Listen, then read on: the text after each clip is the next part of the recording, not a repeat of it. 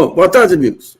Hoje temos um tema que é o tema do momento, depois que o Lula falou em rever a legislação trabalhista, a exemplo do que está ocorrendo na Espanha. E a gente vê um tiroteio enorme ligado a uma visão apenas aí, que é a visão empresarial, mostrando, enaltecendo todos os feitos da nova legislação trabalhista, que antes havia o bico, agora o bico foi formalizado.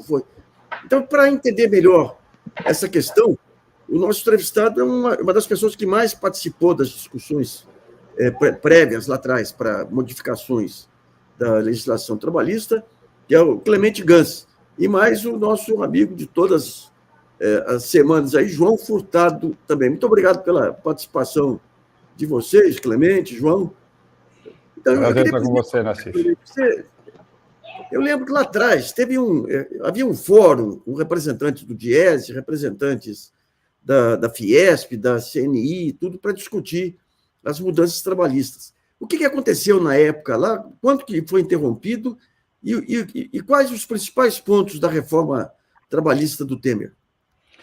Bom, Nassif, a última vez que nós tivemos um debate articulado em um fórum, como você relembrou, foi no início do primeiro mandato do presidente Lula, entre 2003 e 2007, ali houve um processo de construção de um projeto de reforma sindical das relações de trabalho, do sistema de relações de trabalho, e também um desenho do que poderia ser uma modernização no sistema laboral do ponto de vista protetivo da legislação. Depois isso não teve continuidade e o tema foi retomado com a reforma trabalhista implementada no governo Temer, primeiro com uma legislação que autorizou a terceirização de qualquer tipo, ou seja, hoje setor público e setor privado podem fazer qualquer tipo de terceirização, terceirizar qualquer tipo de atividade, é isso que a legislação garante, sem nenhum tipo de controle, sem nenhum tipo de requisito do ponto de vista trabalhista, e, na sequência, o Congresso Nacional pegou um projeto que o governo Temer tinha encaminhado para o Congresso de mudança de meia dúzia de normas nas negociações coletivas e transformou em um relatório, que na época o deputado Rogério Marinho foi o precursor, que promoveu uma mudança em mais de 300 itens da legislação trabalhista, sindical e do sistema de relações de trabalho. Então, nós fizemos, como país, em 2017, uma profunda reforma do sistema de relações de trabalho e da proteção laboral, desde a criação da CLT lá nos anos 40. Essa legislação está em implantação, parte dela em disputa, inclusive no Tribunal Superior do Trabalho e no próprio STF, questionando constitucionalidade ou o critério adotado pela legislação, e é uma legislação que flexibilizou formas de contratação, autorizando vários tipos de contrato, inclusive o chamado contrato zero hora, no qual um trabalhador é contratado por uma empresa, não trabalha nenhuma jornada e não tem nenhum salário, mas tem um contrato formal com aquela empresa, sem ter salário e sem ter vínculo estável. Para as mais variadas formas de contratação, reorganizou formas de remuneração e a maneira como a empresa faz a gestão dessa força de trabalho, tirou o poder do sindicato da negociação, inclusive na proteção coletiva dos trabalhadores, autorizou as empresas a executarem uma série de responsabilidades administrativas sem assistência do sindicato, dificultou o acesso dos trabalhadores à justiça do trabalho, inclusive tornando essa justiça paga. O trabalhador hoje tem que pagar para entrar com uma ação na justiça. Até então, a Constituição garantia que o acesso à justiça do trabalho era gratuito. Isso, inclusive, é um debate que está no Supremo Tribunal Federal. E mais uma série de outras medidas, inclusive um ataque do ponto de vista sindical, limitando a atuação do sindicato na negociação, retirando suas formas de financiamento e coibindo os sindicatos de maneira autônoma, por meio da Assembleia dos Trabalhadores, definir a forma de como será feito o financiamento do sindicato. Então, foi uma reforma ampla que seguiu mais ou menos o padrão das quase 140 reformas feitas por países no mundo desde 2008, reformas essas que tentam implantar o que é uma abordagem de uma estratégia neoliberal, buscando flexibilizar as relações de trabalho, tirar poder do sindicato e reduzir o custo do trabalho, com o argumento de que um custo do trabalho diminuído facilitaria o processo de criação de empregos. Essa é a reforma que o Brasil fez, reforma essa, em parte, grandemente inspirada no modelo espanhol, que foi um modelo que durante quase 40 anos, o país que durante quase 40 anos fez mais de 50 reformas trabalhistas, pesadas em 1994, 2010, 2011, 2012, reformas pesadas nesse sentido, de flexibilizar a contratação, tirar poder de negociação do sindicato, facilitar demissões e reduzir o custo das demissões e criar um ambiente de muita flexibilidade no mundo laboral. Portanto, para o trabalhador, muita insegurança, muita instabilidade, muita precarização, insegurança do ponto de vista da renda e muita dificuldade de ter uma projeção profissional. Clemente, essa instabilidade do trabalhador, inclusive perda de direitos, instabilidade em relação ao próprio emprego, essa questão da informalização também, aí sem carteira de trabalho, isso deve ter tido um baita reflexo na capacidade de consumo do trabalhador. Vocês chegaram a fazer algum estudo para mostrar esse impacto, não?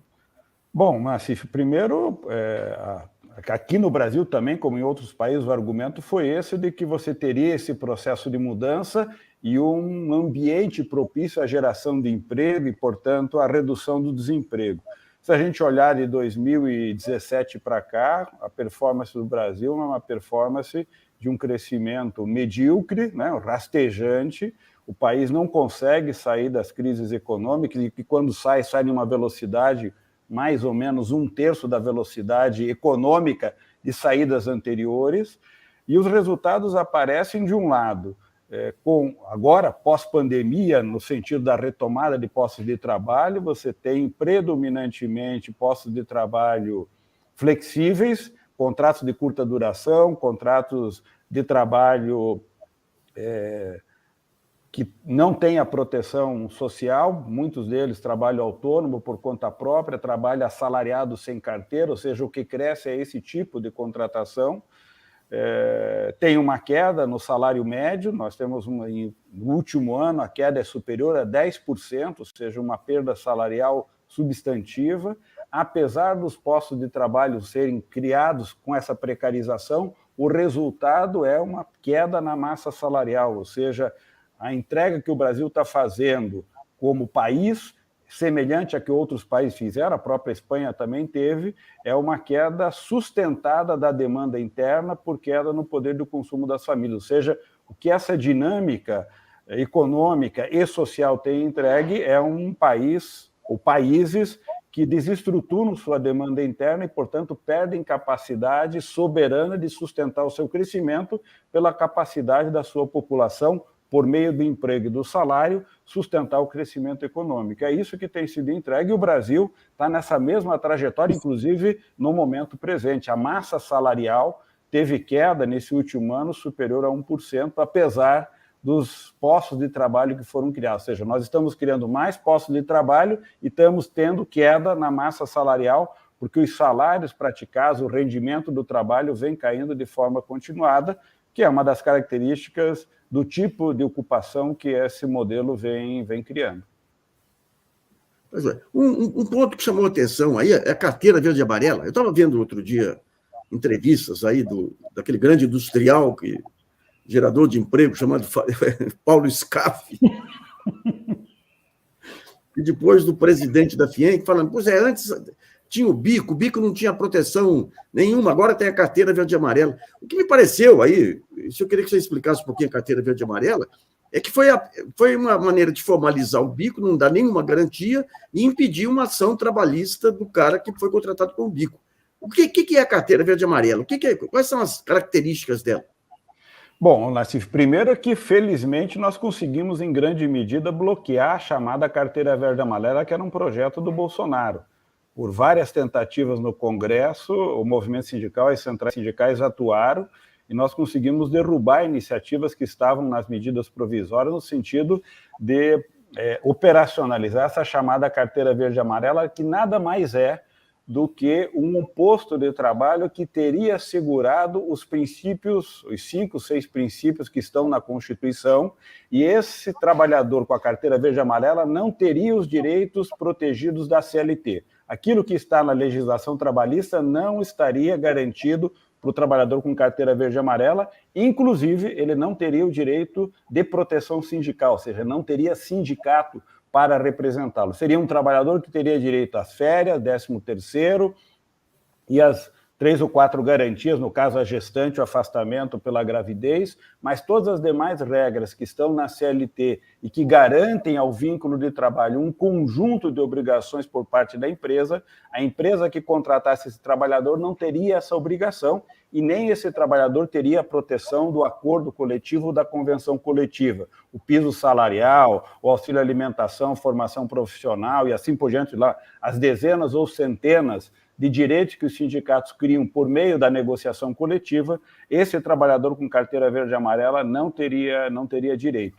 Isso não foi à frente até o momento, porque as centrais atuaram no Congresso Nacional e as medidas que foram colocadas por dentro das medidas provisórias não foram aprovadas no Congresso, apesar de reiteradamente o governo estar tomando essa iniciativa. Recentemente, o Ministério do Trabalho recebeu um relatório de um conjunto de especialistas que ele chamou, e esse conjunto de especialistas, 4 grupos de trabalho, um desses grupos coordenados pelo ministro do TST, Ives Gandra, e ele fez um relatório com mais ou menos 150 propostas para complementar a reforma trabalhista.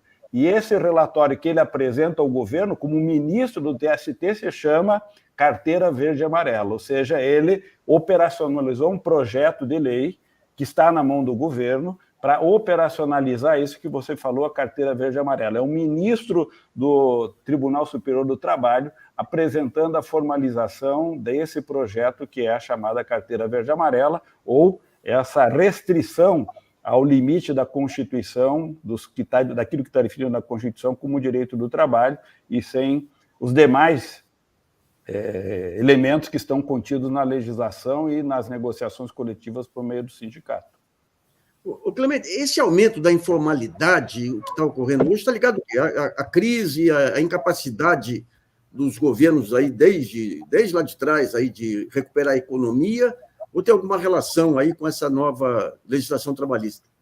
Bom, em grande medida, Nassif, a qualidade dos postos de trabalho está associada à qualidade da nossa dinâmica econômica. Então, uma economia que de maneira persistente se desindustrializa, inclusive como opção de política econômica, uma economia que não tem uma estratégia de desenvolvimento clara, voltada para a estruturação do seu sistema produtivo, de incremento de produtividade, de difusão de inovação para micro, pequena e média empresa, que desarticula suas cadeias produtivas. Bom, todas as consequências de uma economia que vai se desestruturando e que vai regredindo para uma estratégia primária exportadora, tem como consequência uma desestruturação do mundo do trabalho. Você pode ter uma ideia, a decisão, por exemplo, de uma empresa como a Ford de deixar o Brasil impacta diretamente 120 mil empregos industriais diretos e indiretos. Olha os resultados em Camaçari, na região metropolitana de Salvador, o que está significando as 30, 40 empresas que faziam parte do sistema Ford lá, do ponto de vista da desestruturação do mundo do trabalho. Então, esta dinâmica econômica é ela que conduz o país a essa trajetória trágica do ponto de vista do mundo do trabalho. A legislação só vem facilitar que essas empresas que estão se reestruturando ou que estão estruturando novos negócios, pega os 4, 5 milhões de trabalhadores em plataformas e aplicativos que estão correndo o país. Esse ministro, Ives Gandra, no projeto que ele apresenta ao governo, ele diz: a nossa lei deve enunciar o seguinte princípio: não há relação laboral entre o trabalhador e a empresa do aplicativo. Ele está propondo esta abordagem. Com essa abordagem, uma empresa contrata esse trabalhador e diz: eu não tenho nenhuma responsabilidade em termos de vínculo profissional com esse trabalhador.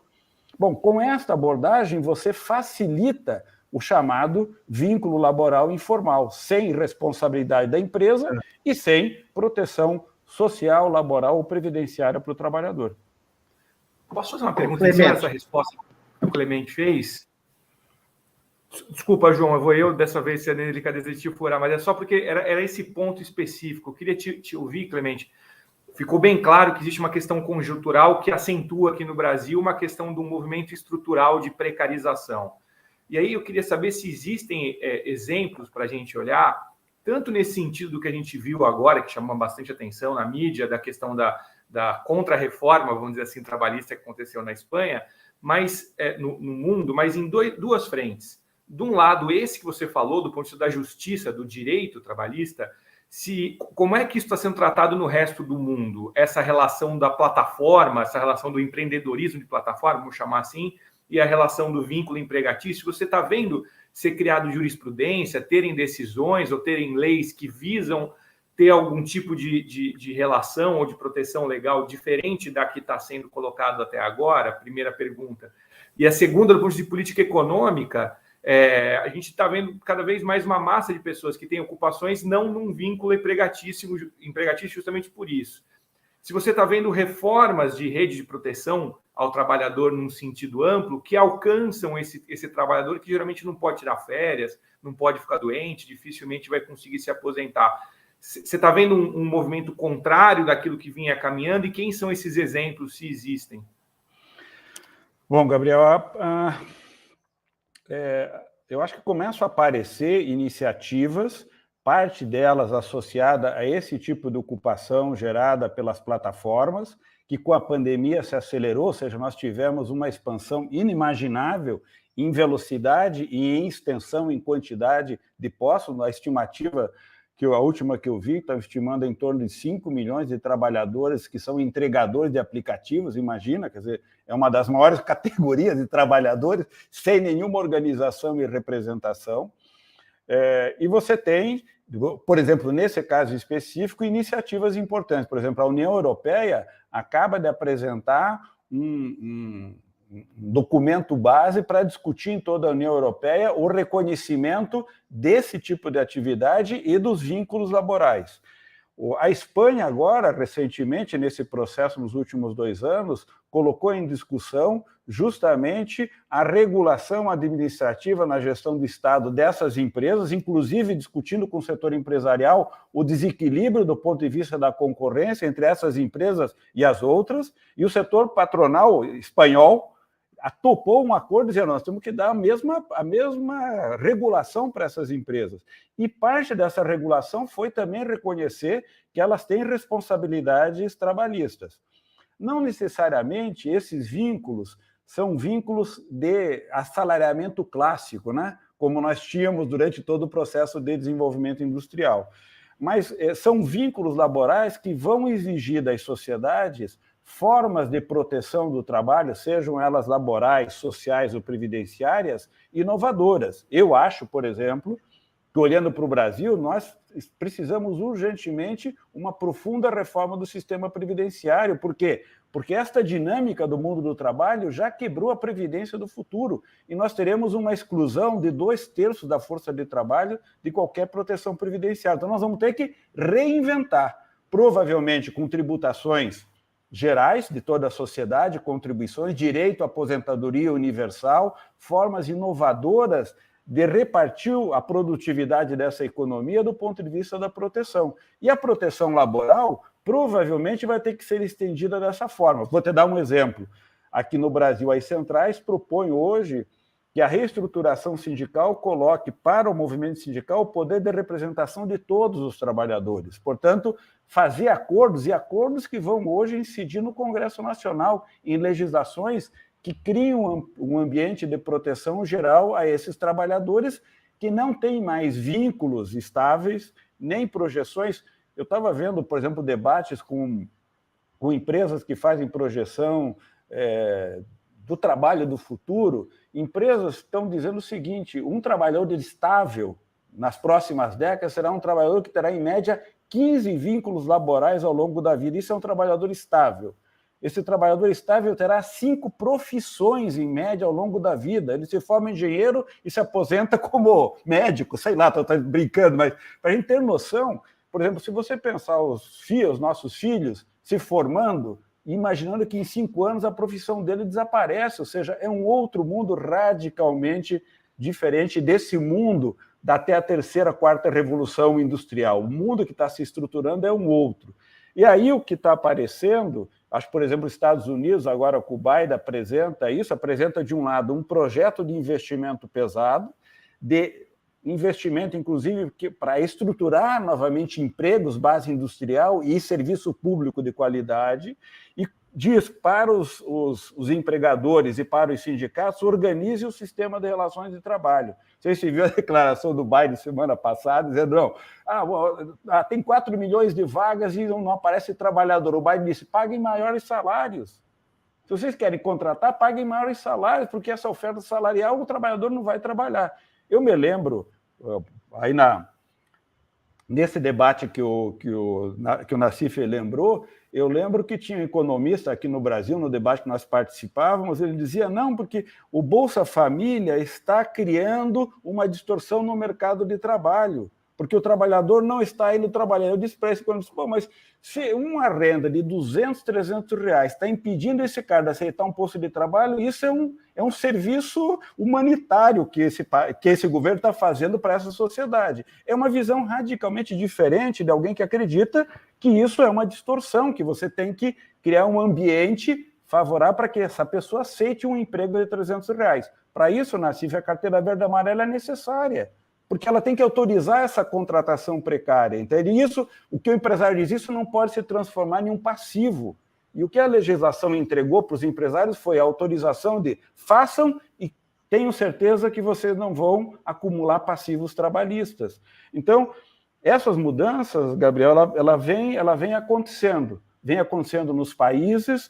O salário mínimo passou a ser política que começa a aparecer na Europa, por exemplo, que era uma região que não colocava o salário mínimo como uma política, começa a colocar. Por quê? Porque eles identificaram que parte da responsabilidade dos estados, que é complementar a renda de um patamar mínimo, passou a ser feito cada vez com mais incidência sobre o Estado. As empresas pagavam abaixo do padrão mínimo e não tinha obrigação de um salário mínimo. Os países começam a implementar o salário mínimo como forma de obrigar as empresas a se aproximarem daquilo que o Estado diz como a renda mínima vital.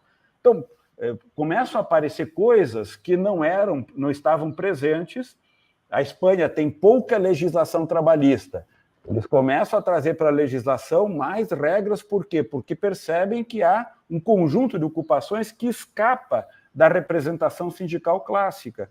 Então, os sindicatos começam a trazer para a legislação formas de proteção diferentes daquela do acordo e da convenção coletiva.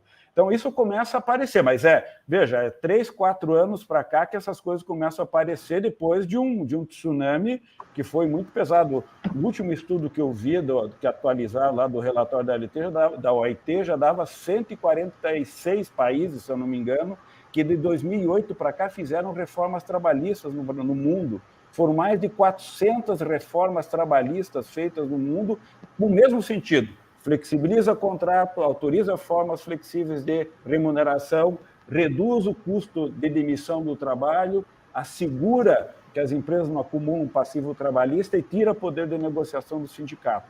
Para você ter uma ideia, na Espanha, os acordos coletivos poderiam reduzir aquilo que uma convenção coletiva definia, ou seja, um trabalhador, no âmbito de uma empresa, podia reduzir o piso salarial que uma convenção coletiva definiu.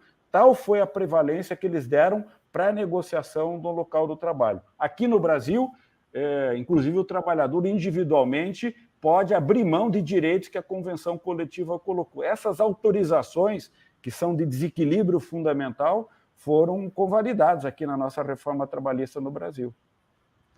Clemente, eu ia atravessar a fronteira ali da Península Ibérica e te perguntar como você viu essa legislação portuguesa de proteger o tempo de não trabalho do assalariado em termos de impedir que ele receba demandas digitalmente, por telefone, etc., fora do tempo de trabalho. Porque a questão da plataforma está clara, quer dizer, o trabalhador fica horas a fio disponível e trabalha os minutos em que ele tiver cliente. Mas todas essas ocupações, digamos, tipicamente de escritório, em que o indivíduo fica disponível para atender demandas da empresa, como que você viu essa nova regulamentação que os portugueses fizeram? Olha, João, esse é um dos elementos que vem aparecendo na regulação do trabalho por aplicativo, por plataforma, que é o chamado direito à desconexão.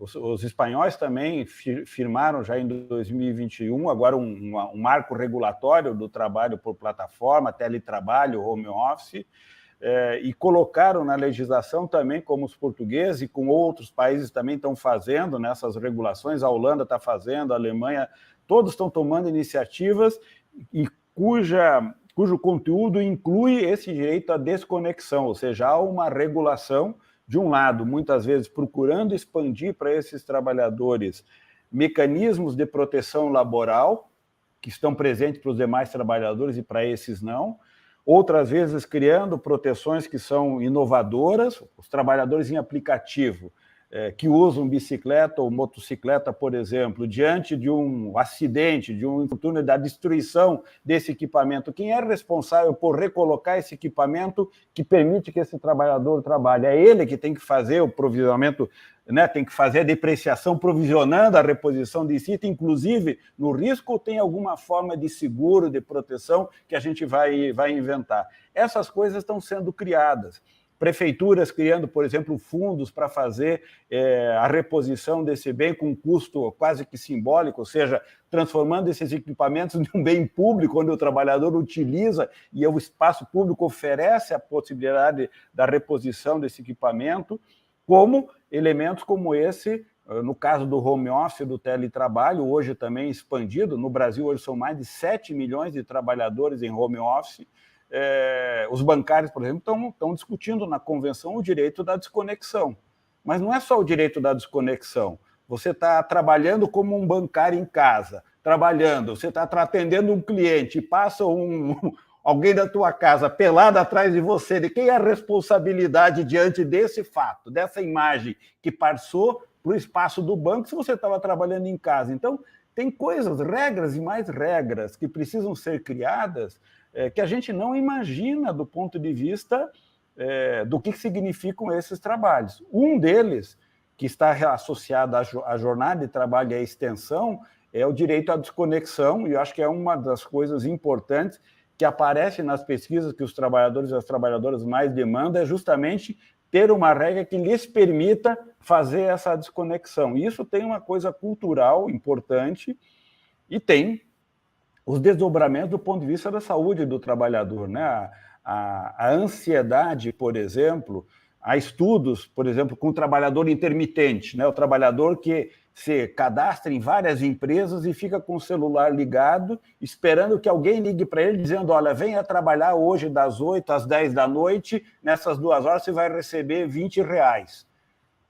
Existem doenças já associadas ao toque do celular e à expectativa de ter uma oferta de emprego e a frustração seguinte, a depressão seguinte de não ter. Ou seja, as pessoas estão adquirindo doenças e os estudos estão mostrando que essas doenças são infinitamente mais difíceis de serem superadas do que aquelas que nós enfrentamos nos anos 90, por exemplo, que eram as doenças de esforço repetitivo, né? Então, eram os computadores entrando na linha de produção, gerando uma repetição constante de um esforço e gerando aquelas doenças que nós tanto lutamos para defender. Hoje, essas doenças chamadas psicoemocionais ou psicossociais têm efeitos devastadores sobre a saúde das pessoas, criando provavelmente um novo ambiente de doenças que provavelmente se transformarão também novamente em uma agenda protetiva, ou seja, a saúde pública, cuidando daquilo que essa tecnologia está trazendo de de doenças. Se eu for contar para vocês, os estudos feitos com os jovens espanhóis, do ponto de vista da expectativa do emprego e como que eles vivem, é impressionante os resultados, o que leva a esse tipo de regulação, João, ou seja, tentando imaginar formas que deem aos trabalhadores a proteção básica para que eles possam manter um equilíbrio entre a vida no cotidiano e a vida profissional, né?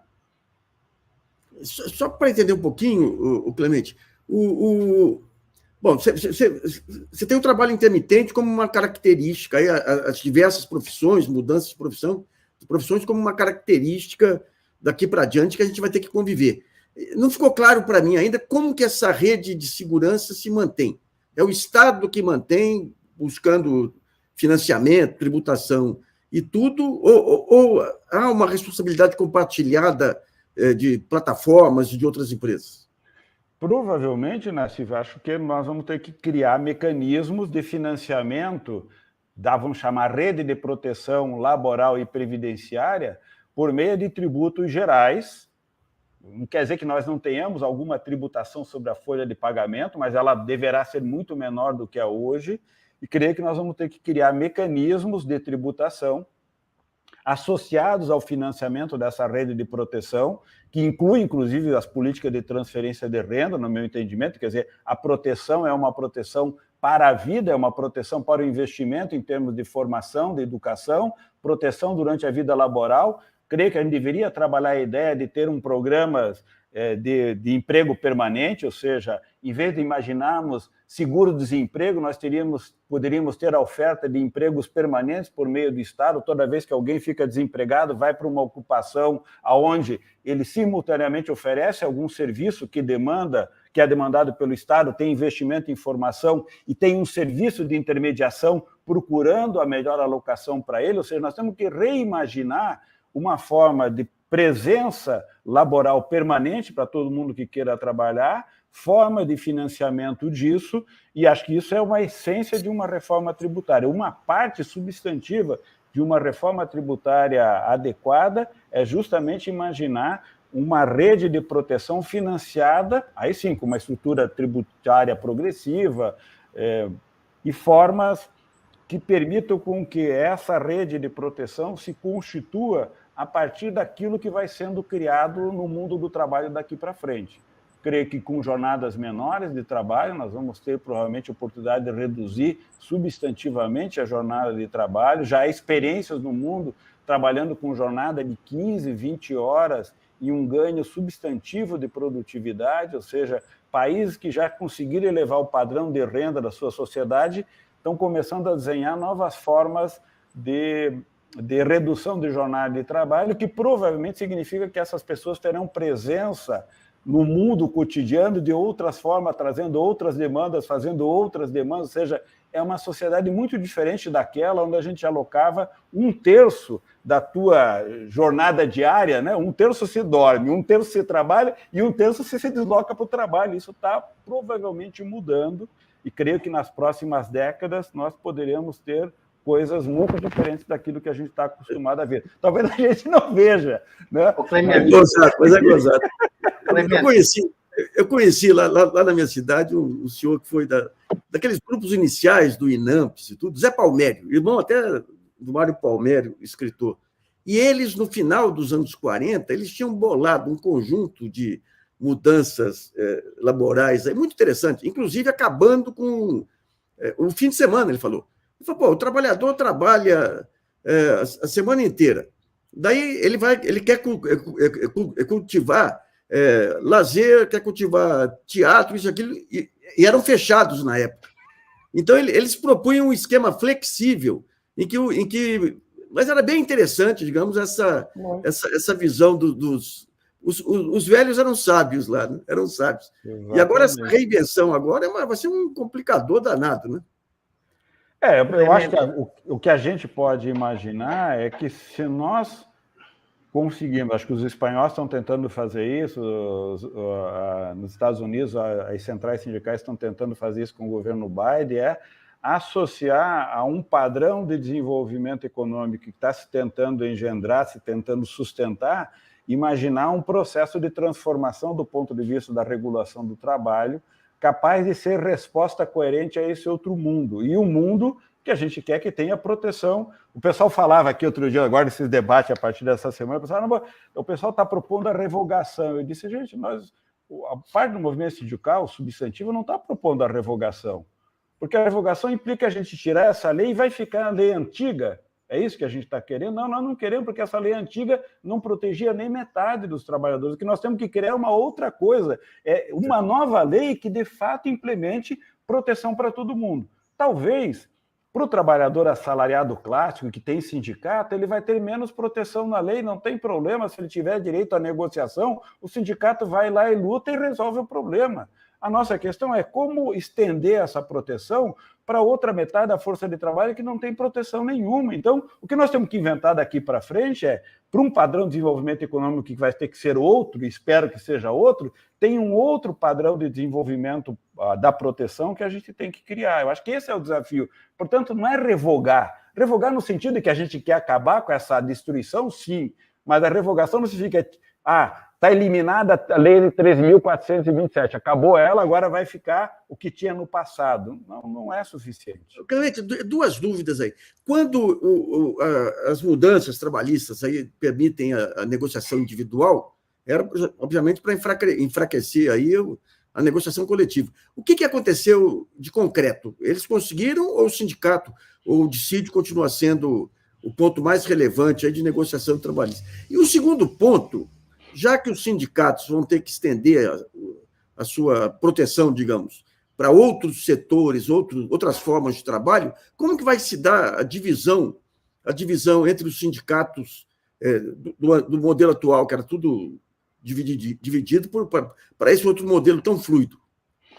Bom, primeiro que, em parte, a eficácia dessa legislação fragilizou muitas negociações, especialmente aquelas negociações de sindicatos, vamos chamar, mais fracos, né, que têm maior dificuldade. Não foi tão sentido nos grandes sindicatos, mas eu acho que mais ou menos 1/4 da força de trabalho, é a minha estimativa, manteve a proteção laboral que sempre teve, né? Aonde que a coisa mudou? Que é muito, muito forte, é que a rescisão do contrato na rescisão do contrato, não precisa mais ter a assistência do sindicato. E, inclusive, já em medidas provisórias que o governo encaminhou e que nós conseguimos derrotar, a legislação proibia a assistência do sindicato no momento da rescisão. Entretanto, por que isso é importante? Porque cerca de 70% das ações na Justiça do Trabalho são ações questionando as verbas rescisórias. Portanto, o que a legislação disse, no momento da rescisão em que a empresa frauda o trabalhador, ele não pode constar com a assistência do sindicato. E disse mais, que é o que inclusive está sendo disputado na Justiça. Disse, se o trabalhador no momento da rescisão receber a rescisão e assinar a rescisão, mesmo que ele veja que tem erro, mas ele assinar, ele deu quitação definitiva à empresa, ou seja, o trabalhador não pode questionar na Justiça a legislação. Bom, aí a Justiça do Trabalho começou a dar ganho de causa ao trabalhador, dizendo, não, você pode questionar sim porque você foi fraudado aqui. O Ives Gandra propôs nesse relatório que ele entregou para o governo, dizendo que a lei vai dizer que o juiz do trabalho não pode tomar essa atitude no seu julgamento. Para você ter uma noção de que autorização, o que eles estão autorizando? Eles estão autorizando a fraude e legalizando a fraude no momento da homologação. Mas por que tem uma fraude? Porque o trabalhador é demitido, ele tem lá algumas verbas para receber, a empresa não paga a hora extra, não quita as verbas que ele tem a receber, o cara precisa do dinheiro, a empresa diz, ou você recebe aqui ou entre na Justiça. Para entrar na Justiça, o trabalhador tem que pagar. Ele hoje tem que pagar uma cota, ele tem que pagar um valor, tem que pagar o custo de entrada na Justiça. E vai para o advogado, e o advogado diz, você tem prova do que você está dizendo? Não, essa prova está na mão da empresa. Pois é, a lei agora diz que a prova tem que estar na tua mão. Se você não tiver prova, você corre o risco de perder a ação. Essa é a reforma trabalhista que está em vigor. Ou seja, o trabalhador tem que provar que ele fez hora extra. Como que ele prova? Se a prova está na mão da empresa, que faz o registro do trabalho dele. Então, toda a lógica favorece a empresa nesse sentido. E nisso que o sindicato foi alijado, da homologação, O sindicato, por exemplo, foi alijado, em muitos casos, da negociação da redução da jornada de trabalho. Antes, você não podia reduzir a jornada de trabalho com redução salarial. Agora, você pode fazer isso para uma série de trabalhadores na relação individual. A empresa diz, Gabriel, ou você vai para 4 horas com metade do salário, ou você está na rua. Bom, o Gabriel acha, o que eu vou fazer? Qual a minha condição de resistir a essa condição? É o desemprego. Né? Aí vale a frase da João Robson, né? No capitalismo, pior do que ser explorado é não ser explorado, dizia João Robson. Numa condição que tem mais uns 30 milhões disputando a vaga que você vai perder, é difícil, entende? Então, o desequilíbrio que foi feito, Nassif, é muito mais no cotidiano da relação do trabalho, onde o sindicato foi afastado. É evidente que os sindicatos fortes continuaram com a pressão, né? Mas... se você não fizer uma mudança, no longo prazo, essa pressão vai gradativamente sendo efetivada por mudanças, ou seja, o setor patronal continua pautando mudanças. Por exemplo, vou te dar um exemplo, várias convenções coletivas davam direito ao sindicato de dar assistência na homologação a todos os trabalhadores, porque a lei até a reforma dizia todo trabalhador com mais um ano de vínculo laboral, se for demitido, pode ter assistência do sindicato para fazer a homologação, ou dizia, a homologação tem que ser feita no sindicato. A empresa tem que ir no sindicato apresentar as contas da rescisão. Muitos sindicatos conseguiram estender esse direito para todos os trabalhadores. Um trabalhador com 1 mês de emprego demitido também tinha assistência do sindicato. Quando veio a reforma trabalhista e disse que não precisava mais acontecer, as convenções existiam, esse direito estava garantido. O que os empregadores propõem? Tirar essa cláusula da convenção coletiva. Então, em muitas negociações, você não fecha o acordo, por quê? Porque a empresa continua pressionando para tirar essa cláusula da convenção. Ela não quer assistência do sindicato no momento da homologação. E o sindicato banca e vai para o pau, faz greve, resiste, mas a pressão por trazer para a convenção coletiva aquilo que está na reforma continua presente. Por isso que é importante mudar para frente, para alterar e para criar outras formas de proteção daqui para frente. Clemente, 2 perguntas. Uma pergunta é sobre os Estados Unidos. Como é que você vê esta mudança do ambiente trabalhista nos Estados Unidos com um reforço da sindicalização em diversos setores onde, tipicamente, as empresas vinham conseguindo impedir a sindicalização? A segunda pergunta é sobre algo que está na nova lei espanhola, que é o direito dos trabalhadores de acompanharem o algoritmo e entenderem o funcionamento do algoritmo das plataformas. Eu queria que você... até que ponto esses 2 elementos são inspiradores de alguma coisa para o Brasil no novo quadro político que a gente espera que apareça a partir de 2023? Bom, primeiro, João, nos Estados Unidos, o sistema sindical de relações de trabalho é muito diferente do nosso sistema. A legislação, no caso dos Estados Unidos, autoriza a prática antissindical como uma regra do jogo, ou seja, as empresas atuam no sentido de convencer os trabalhadores que o sindicato é um mau negócio. E fazem isso com uma intervenção econômica pesada. A Amazon agora, nessa última disputa que fez, colocou muita grana e muita gente especializada em fazer a campanha, inclusive uma campanha ameaçando os trabalhadores se aprovasse a criação do sindicato. Ou seja, é uma legislação claramente favorável a uma prática antissindical, né? O que o governo Biden está trazendo é recolocando para a sociedade que essa forma de pensar o sistema precisa ser mudada. Agora, é uma cultura muito forte, ele tem enfrentado, e o governo tem colocado isso, inclusive com um acordo com a AFL-CIO, que é a Central Sindical, e tentando trazer novamente um padrão regulatório por meio dos sindicatos, ou seja, o governo claramente está dizendo a regulação do sindicato faz bem para a economia e faz bem para a sociedade. Isso é uma tentativa de uma mudança cultural muito forte, de resistência a a esse tipo de prática. De todo modo, eles estão fazendo o trabalho, a FLC e os sindicatos têm uma atuação muito forte, fazem as disputas, ou seja, eu acho que tenho observado que naquela economia os conflitos vão crescer porque os sindicatos vão para cima. E se os resultados econômicos aparecerem, eu acho que os trabalhadores vão para cima. E está havendo também uma outra resistência, vamos chamar meio invisível ainda, que é a recusa ao trabalho diante das ofertas salariais, que é a resposta do Biden, paga melhores salários, né? Ou seja, os trabalhadores, diante das proteções econômicas dadas pelo governo, estão dizendo, eu não vou me sujeitar a esse tipo de trabalho espúrio que está sendo proposto. Então, tem mudanças acontecendo. Bom, vamos ver se eles conseguem sustentar isso no longo prazo, mas eu acho que, considerando a cultura daquele país, é uma mudança importante, especialmente depois do governo Trump, onde nós tivemos o oposto, era o que a gente via aqui, né? O Bolsonaro, como o Trump, consideram os sindicatos uma entidade criminosa. Eles falam isso, o Bolsonaro falou isso, né? Sindicato é uma entidade criminosa. Na visão deles é isso que eles imaginam. Então, se sair dessa situação para uma outra situação, como eles estão vivendo nos Estados Unidos, é uma mudança importante. Acho que isso pode significar um ressurgimento de uma base sindical relevante, que também está se reestruturando bastante nos Estados Unidos.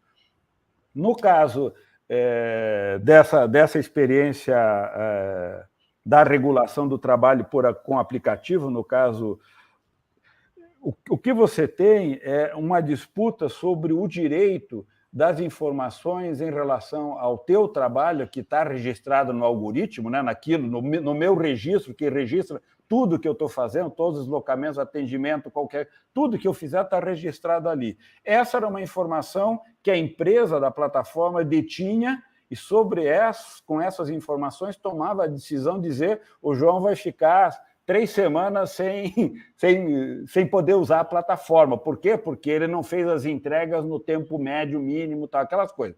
Então, o que foi colocado é o direito de que todos os trabalhadores terão acesso a todas as informações que esse registro que a plataforma faz do teu vínculo e do teu trabalho passem a ser disponibilizadas para você. E qualquer decisão que for tomada em relação ao uso dessas informações, você tem o direito de saber. As empresas não davam essa informação e tomavam as decisões sem que você pudesse atuar em relação a elas. Então, essa é uma outra...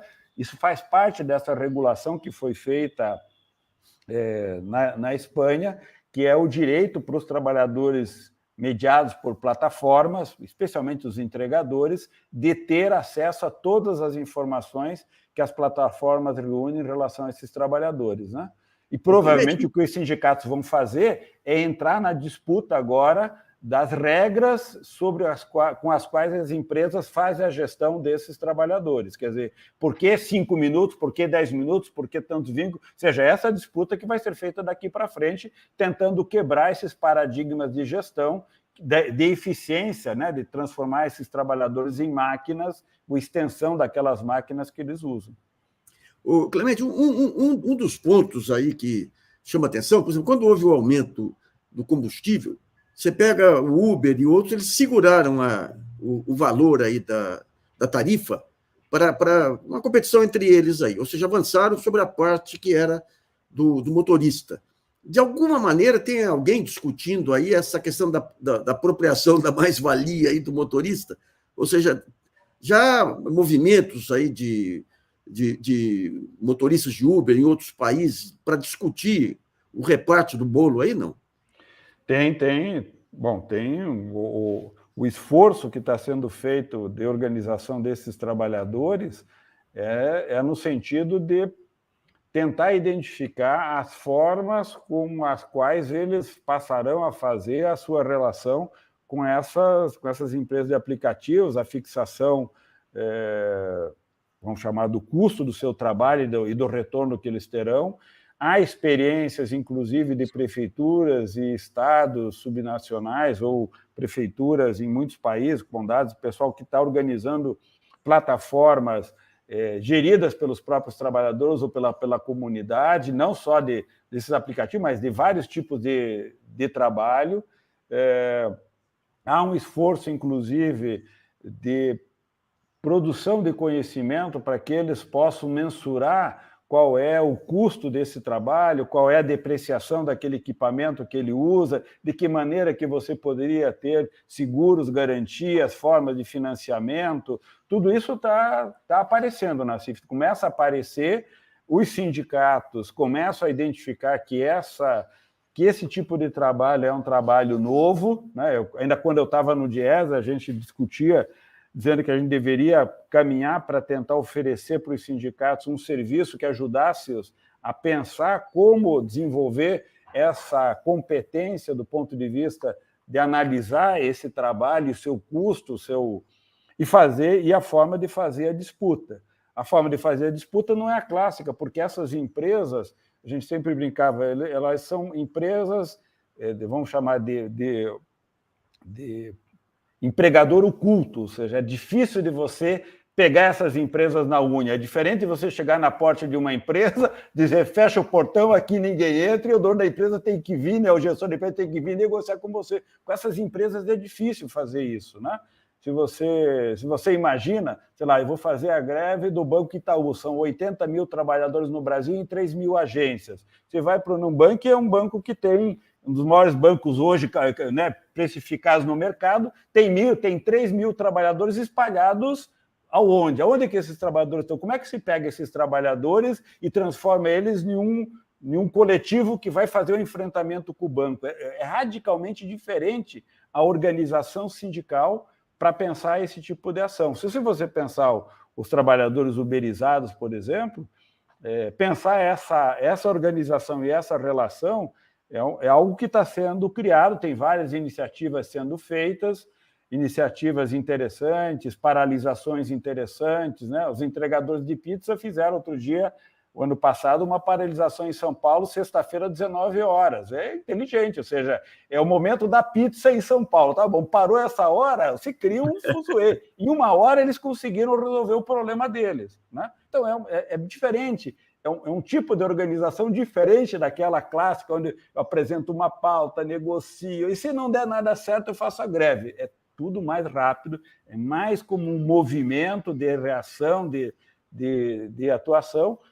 Acho que aí vai ser inventado, viu, a forma de organização e esse tipo de resposta que você colocou, ou seja, iniciativas estão sendo tomadas aqui e acolá no sentido justamente de criar esse tipo de pauta, propostas, tem iniciativas interessantes do ponto de vista, inclusive, de ajudá-los a preparar a forma de como administrar esse tipo de atividade. Acho que iniciativas de cooperativa, trabalho cooperado, e os sindicatos mesmo poderão se estruturar de uma maneira diferente para esse tipo de trabalho. Por exemplo, creio que para esse tipo de trabalho, muito provavelmente, esse e outros tipos de trabalho, eu imagino que o sindicato de futuro vai ser um sindicato com uma presença no território mais forte, nos bairros. Então, se você pensar que um sindicato tem uma base num bairro, não precisa ser mais sindicato do metalúrgico bancário, é o sindicato dos trabalhadores oferecendo todos os trabalhos, todos os serviços aos trabalhadores naquele território. Então, dá para você imaginar uma outra forma de organização sindical, onde a proteção do trabalho seja repensada de uma outra maneira. Aí, Nassif, é isso que você levantou. É uma reestruturação sindical profunda. Eu tenho já quase 50 anos nessa vida sindical, acho que a gente está diante de uma disjuntiva importante e acho que tem crescido no próprio movimento sindical brasileiro essa percepção que é necessária uma reestruturação profunda e imagino que isso vai ocorrer nos próximos anos e espero que nenhum governo aí a partir de 2023, inclusive isso seja incentivado no sentido de dar, de fato, a partir da legislação, efetiva autonomia para que os sindicatos se reestruturem. Vai dar um monte de crise, quebrar o pau, vai ter disputa, mas olha para frente. O Clemente, tem um ponto interessante aí, que eu não sei se eu captei bem o que você quis dizer, mas que me pareceu um ovo de Colombo, que, por exemplo, o pessoal os motoristas do Uber, do iFood, tudo, se organizarem em forma de cooperativa, irem negociar com essas plataformas como uma cooperativa com regras internas de autoproteção. Exatamente, é isso mesmo. São formas de organização desse trabalho de uma outra maneira, que a gente não imagina, né? Se a gente for pensar, por exemplo, você podia imaginar, estou chutando aqui coisas, mas você podia imaginar que parte de serviços públicos de assistência, educação e saúde poderiam ser feitas por organizações cooperadas sem fins lucrativos nas comunidades que executariam, por contratação do serviço do Estado, políticas públicas naquele território, com controle, gestão daquela comunidade, com atividades remuneradas sem fins lucrativos, vinculada a uma determinada gestão do espaço público. Então, você pode imaginar várias formas de organização da atividade, usando, inclusive, as plataformas e os aplicativos que permitem com que aquela administração possa estar muito conectada a todas as famílias naquele território e ter uma estrutura flexível, comunitária, sem fins lucrativos, gerida pela comunidade, com controle social, conhecendo aquela realidade. Se você pegar, por exemplo, a experiência do Canadá, no Quebec, a área de saúde e educação, em boa parte pública, é feita pela comunidade. O Estado contrata a comunidade para executar aquela política naquele território, controlada pela comunidade, com conselho, com gestão, com direito. Então, a gente pode imaginar coisas inovadoras, e no mundo do trabalho, nesse caso, os aplicativos, acho que uma das formas é pensar a organização cooperada desses trabalhadores, inclusive para mediar a relação de trabalho que é diferente de um assalariamento, mas que existe, né? Uma relação de vínculos que a gente vai ter que imaginar quais são e de que maneira que vão ser protegidos. Deixa eu só trazer aqui o Felipe Arruda, disse que no Tribunal do Paraná e o TST vedaram o acesso do reclamante ao algoritmo com argumento de sigilo comercial. Esse é o nosso país, né? Bom, se nós temos um juiz do trabalho, do Tribunal Superior do Trabalho, que propõe uma lei dizendo não há vínculo mais natural do que isso, do que reconhecer de que você tem que ter o sigilo comercial. Afinal de contas, aquele trabalhador é uma peça, né? É um equipamento. Não é por outro motivo que, infelizmente, a área de administração chama de recursos humanos. Eu sempre digo para o pessoal, capital humano, recursos humanos. O humano é sempre um adjetivo do recurso, né? Tem o papel higiênico e tem o recurso humano. Como qualquer outro recurso, cabe à empresa ver a melhor forma de alocação ou descartar o recurso, né? É o chamado recurso que, infelizmente, também predomina na justiça essa visão presente, inclusive nessa disputa que está posta em relação aos aplicativos. Sim, a justiça tem definido a favor dos trabalhadores em alguns casos e contra os trabalhadores em outros casos, disputa que está desde a base da justiça, está no Congresso, há mais de 60 projetos de lei na CIF no Congresso Nacional para regular o trabalho por aplicativo, por exemplo, né? Então, nós estamos atuando lá, propusemos já que o Congresso fizesse uma comissão para juntar todos os projetos, fizesse uma elaboração ouvindo os trabalhadores. Vamos ver se a gente consegue avançar. João, difícil, né? João queria fazer. Clemente, eu entendi da tua resposta sobre a revogação da reforma, que, na verdade, vocês estão defendendo um avanço e não simplesmente uma revogação. Mas há aspectos da reforma que foram pensados deliberadamente para o enfraquecimento da representação dos trabalhadores. Eu estou me referindo, por exemplo, à questão do financiamento das centrais. E como é que você imagina que é possível enfrentar esse golpe duro que os sindicatos receberam, que foi a redução dos seus meios para desenvolverem a luta social e a luta pelos trabalhadores? Olha, as centrais defendem a seguinte diretriz. O sistema de financiamento e de organização sindical tem que estar, de alguma maneira, respondendo ao conceito e ao fundamento do sistema de relações de trabalho. O que a gente quer criar? Né? E isso é uma tratativa feita com o setor patronal. O que o setor patronal pretende? Né? E, a partir disso, a gente deriva qual é o sistema sindical que vai ser organizado. Na discussão com o setor patronal, e a visão sindical também é essa, é de que o bem que o sindicato cria, que é um acordo coletivo ou uma convenção coletiva, deve valer para todos os trabalhadores. Então, esse é o princípio. Então, quando um sindicato celebra um acordo, uma convenção coletiva, ele vale para todos os trabalhadores, independente se os trabalhadores são sócios ou não do sindicato. Porque um sócio do sindicato paga mensalidade para o sindicato. A pergunta é, um acordo que o sindicato faz, uma convenção, vale só para o sócio ou vale para todos os trabalhadores? As empresas dizem, nós queremos que esse acordo tenha validade para todos os trabalhadores, sócio e não sócio. O sindicato diz também, ok, eu também concordo com isso, é assim que a gente trabalha e é assim que a gente quer continuar trabalhando. O que nós queremos? Autonomia do sindicato para definir a forma com que ele se financia. Como que ele faz? Ele chama uma assembleia dos sócios e não sócios, todo mundo envolvido naquela negociação e diz, vocês me autorizam a negociar em nome de vocês um acordo? A categoria, no geral, na Assembleia diz, autorizo. Ótimo. Qual é a pauta? A pauta é isso, queremos esse aumento, reajuste, essa é a nossa pauta. Legal. Bom, como é que a gente financia essa história? E os trabalhadores definem, nós vamos dar R$50, R$20, 1%, 0,5%, definem qual é o valor do financiamento.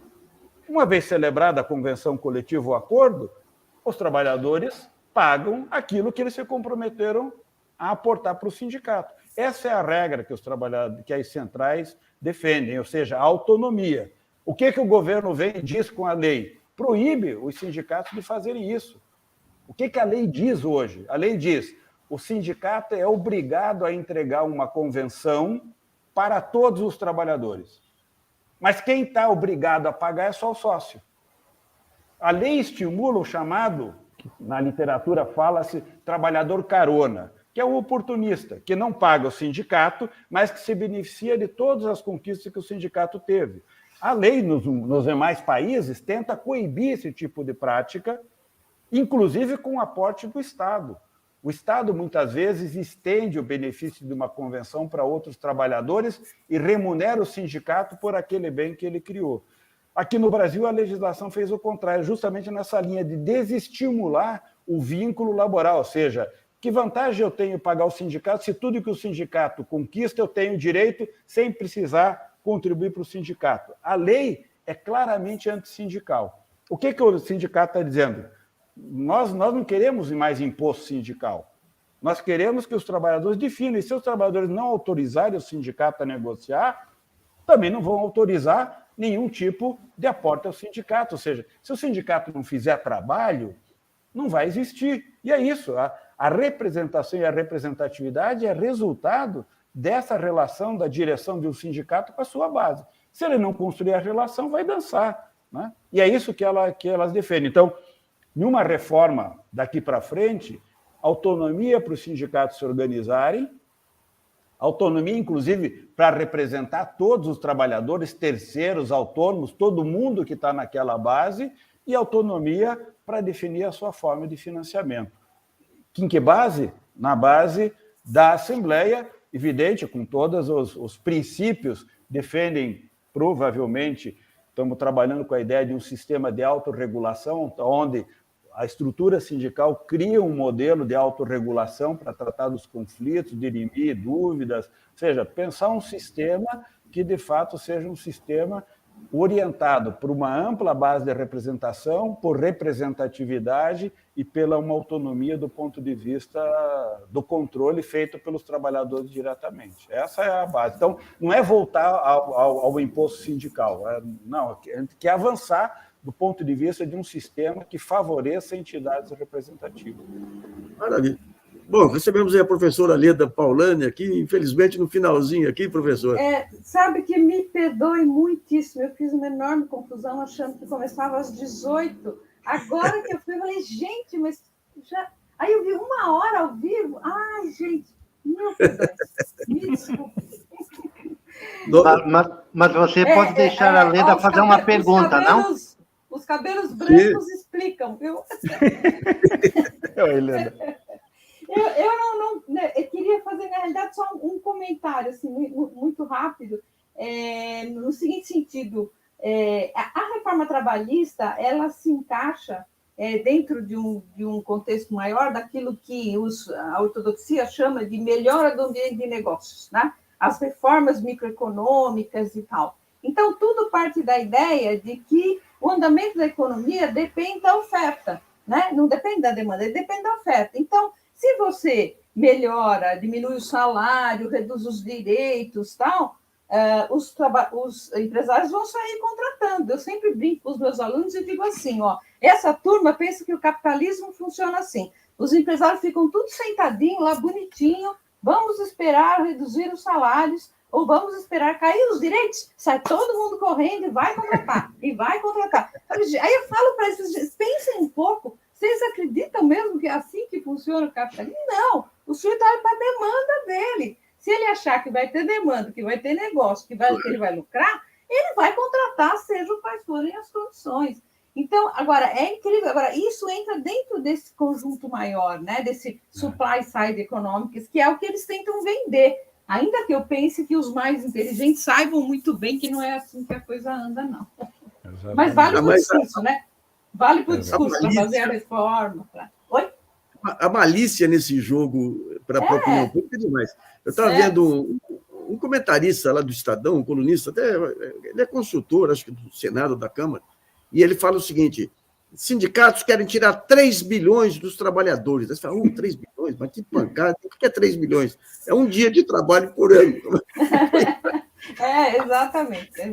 Exatamente,